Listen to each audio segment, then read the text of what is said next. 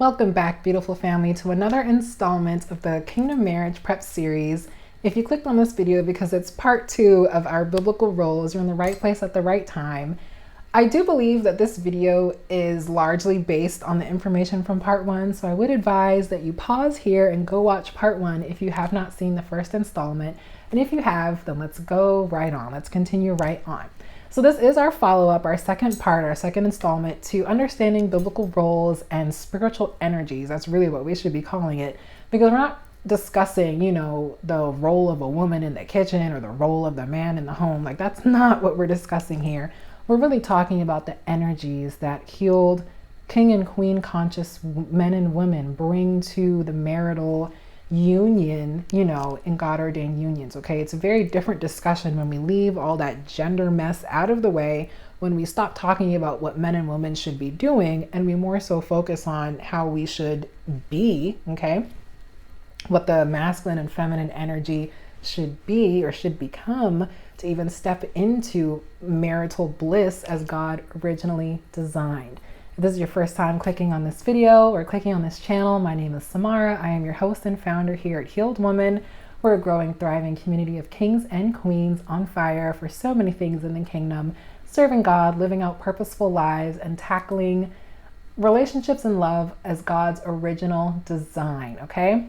So if you're not already subscribed, welcome to the flock, my dear. Go ahead and subscribe so you don't miss part 1s and part 2s, and we're gonna dive right in. Last week, we ended our video on biblical gender roles and spiritual energies, talking about the queen conscious woman, how the woman naturally embodies certain energies when she's healed and restored in the Holy Spirit. And I definitely wanted to kick things off, speaking of the men, I definitely wanted to kick things off tackling the king conscious energy, okay? So whereas we had the queen conscious woman who was naturally harmonious, graciously receptive to compliments, to provision, to not necessarily flattery, but she's just receptive. She has a receptive spirit to the energy of, the masculine man. We are going to be breaking down how the man, the king conscious man, naturally understands the need for vision, for structure, for leadership, okay? Where the woman understands the need for submission, the beauty of submission, okay? She understands her role as the supportive, inspirational, comforting, nurturing partner. The man can graciously receive that because he can offer leadership and vision and direction and stability, where she offers everything that kind of supports and nurtures what he offers, okay? So I really want you all to grasp how these two energies, they don't need to be a copy of one another, to complement one another so that we exist in divine harmony, okay? Because remember the analogy we had, when you're a copy, it's more likely that you all will clash, okay? But when these two energies are existing in their divine states, okay, when the man and the woman are existing in their divine feminine and masculine energies, they are more likely to exist in harmony, okay, in divine harmony. So the king conscious man, he can provide structure, stability, provision, okay, financial and spiritual provision in the form of leadership, but also taking care of his home.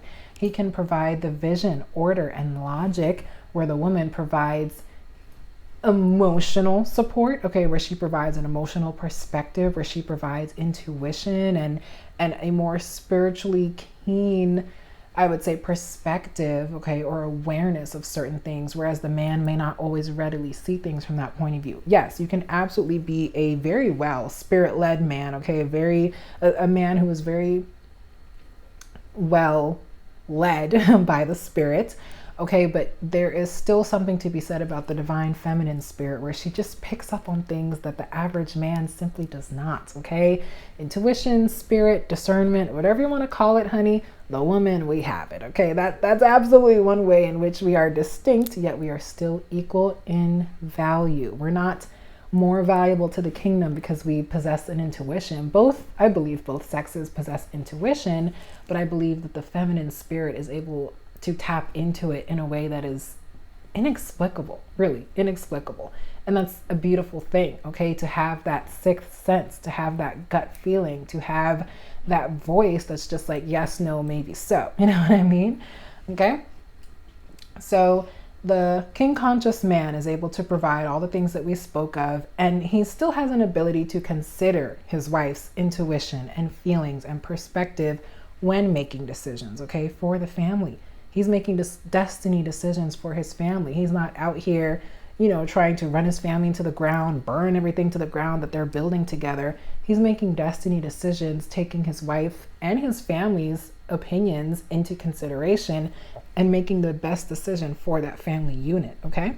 And that's why it's so key that the king conscious man understands that he is first led. You'll remember that we spoke about this in our biblical submission and biblical leadership videos in the Kingdom Marriage Prep series.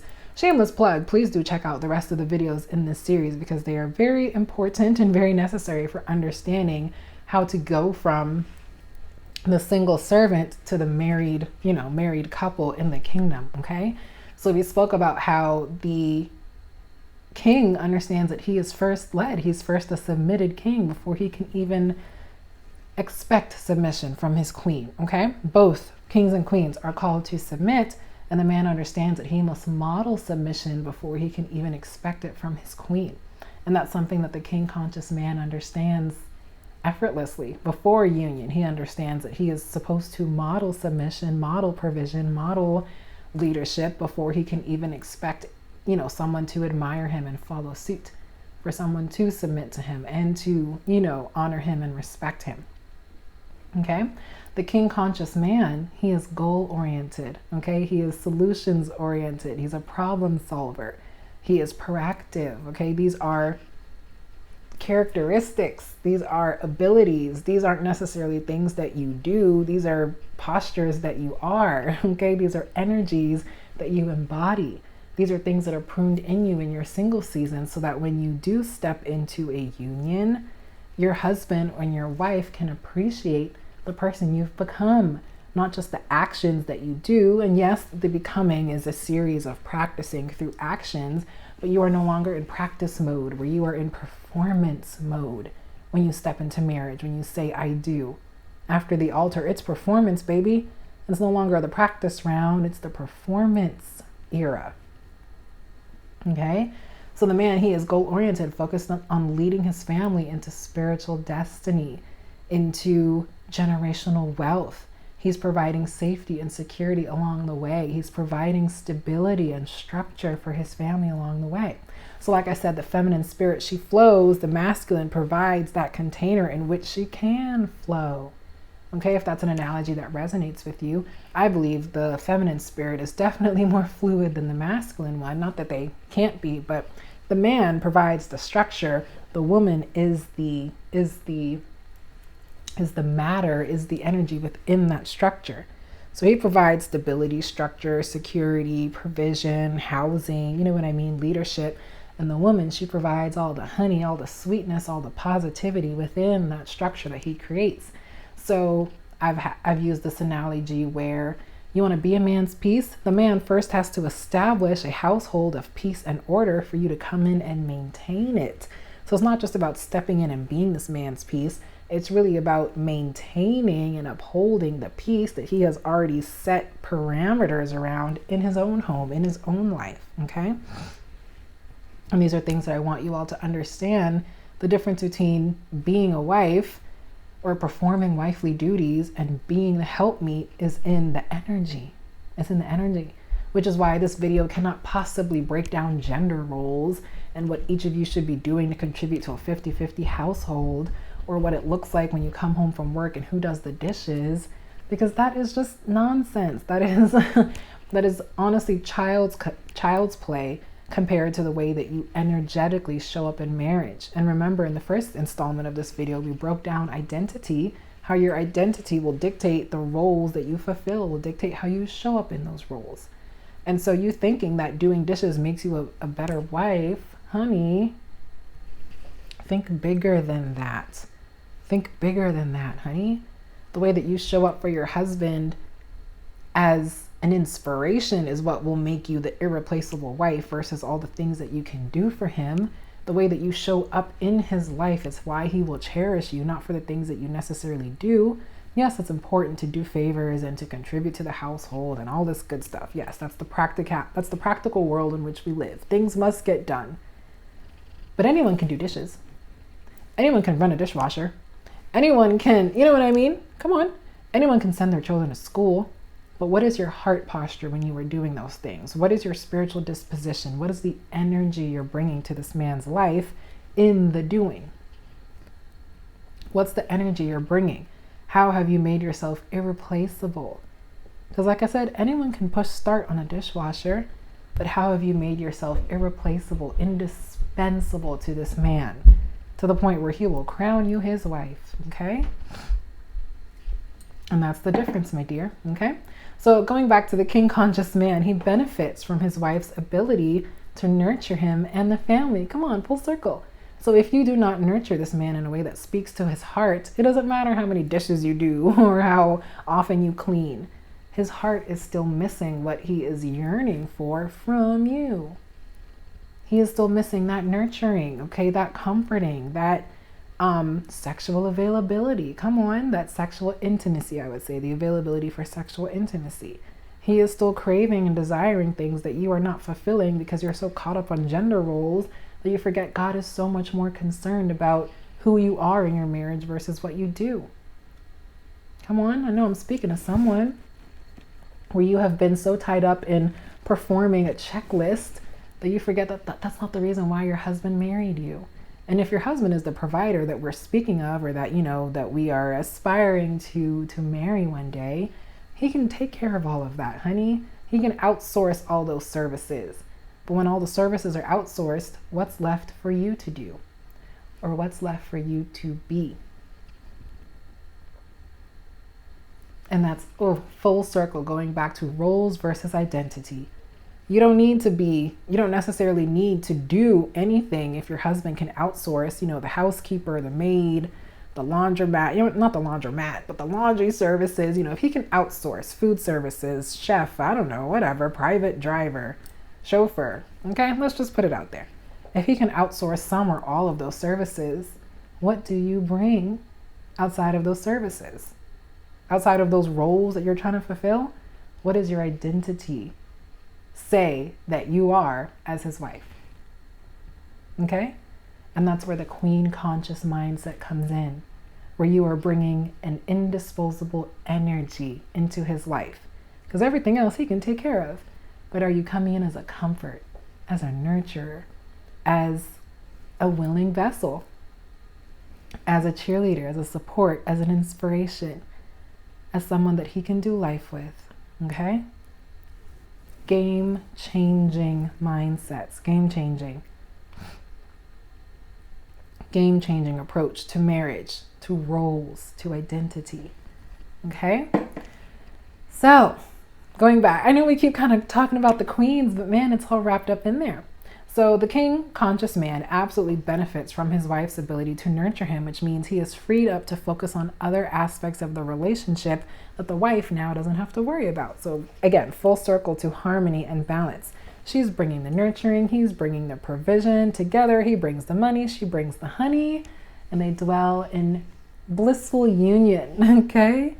Blissful union where they can worship together and praise their father together and raise their children in harmony and enjoy each other intimately and sexually and recreationally, you know, all the ways that you can really enjoy partnership. Okay, what is it? The perfect triangle is having a life partner, a best friend, and a passionate lover. My goodness. Imagine having all three in one. The life partner, someone you can do life with.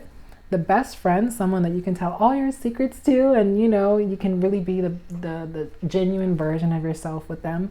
And the passionate lover, someone who wants to do life with you in a sexy, spicy way.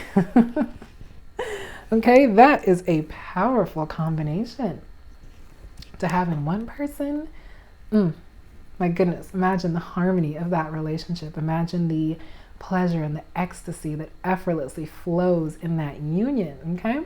So that is inherently what makes a man a king, his ability to mirror and, you know, further exemplify everything that Christ has modeled for us. So the king first modeling submission, modeling deference, respect, honor with his King of Kings, exemplifies it for his family, and we were able to model his, his modeling, his emulation. Yeah, we were able to model his emulation of respect and honor and deference and submission to this King of Kings as his wife and subsequently the children. I mean, we're really building a case for the perfect union, for how these energies exist in harmony, for how things were originally designed in the Godhead, okay, and how they are supposed to play out here on earth.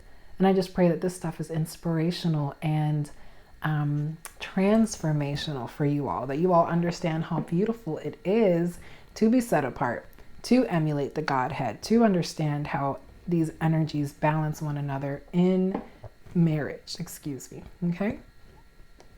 So there are a couple things that we want to speak about just as we wrap up. Just some more points I want to drive home about these different energies, as I pray that this has been educational and inspirational for you, okay? So men are the head of God, so they represent the head of God, and women are the heart of God, okay? So men in the way that are the head, in the way that they are the leaders, they provide the structure, they provide the containers, okay? They provide the leadership in relationships. They really do establish relationships, okay?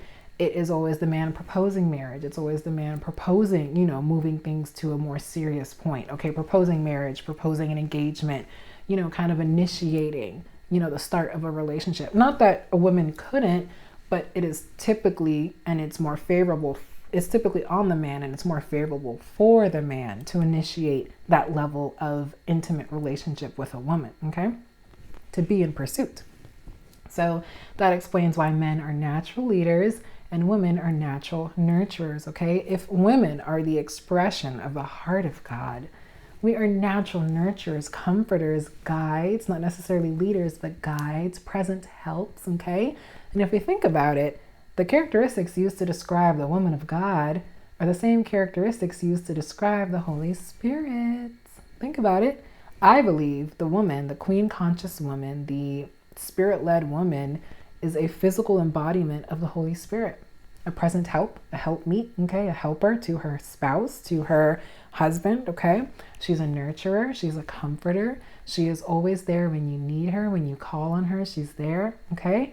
She listens, okay, Holy Spirit listens without judgment, translates messages between you and God the Father. I mean, these are all beautiful traits that describe the Holy Spirit, and they are beautiful when identified in a woman. These are beautiful traits when identified in a woman, okay? So this is a further argument for how we are equal but distinct expressions of God, okay? The head is not more important than the heart.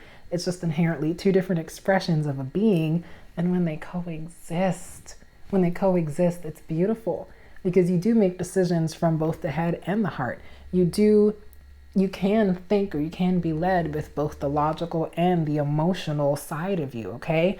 You can thrive from a career that's more analytical, or a career that's more emotion or intuitive based. Come on. But together, when in harmony, when in balance, it makes for a beautiful being, a beautiful whole being, okay? And that is really the goal of marriage, the two becoming one, okay? Operating in their divine energies, but still complementing one another in doing so. My goodness, let me know if this is making sense to you all, if this is inspirational, okay? So, despite what women have been told since the beginning of time, okay, we are not less than the man. We're not the weaker vessel. We are not fragile. Maybe delicate is a better word. We are not, untouchable, but we are just existing in a different energy, okay? We are created equal, distinct in very important ways, but equal in value, okay? A distinct process occurred to bring us about, in that the man was created first and the woman was created of him, which is why the woman was created for the man and not the man for the woman. But it does not mean that because we are of him that we are less than him, or that we are a smaller part of him. We are an integral part of the masculine, okay? The feminine is an integral part of the masculine. The woman is an integral part of the man's life. And it does not diminish our value. In fact, it means that the man who is searching for his wife is searching for something he knows is valuable, highly treasured, and will be highly cherished when he finds her. Come on. Come on. I know y'all agree. The man who is searching for his wife knows that he is searching for a treasure.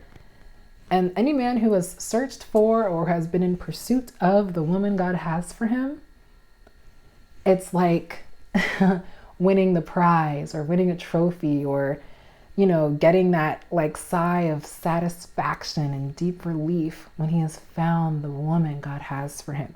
So he understands it's not something that he's looking for that is going to not amount to anything. He knows that he's looking for a treasure. He knows that he's looking for something so divinely inspired that he would sell everything in his field to obtain her. Okay?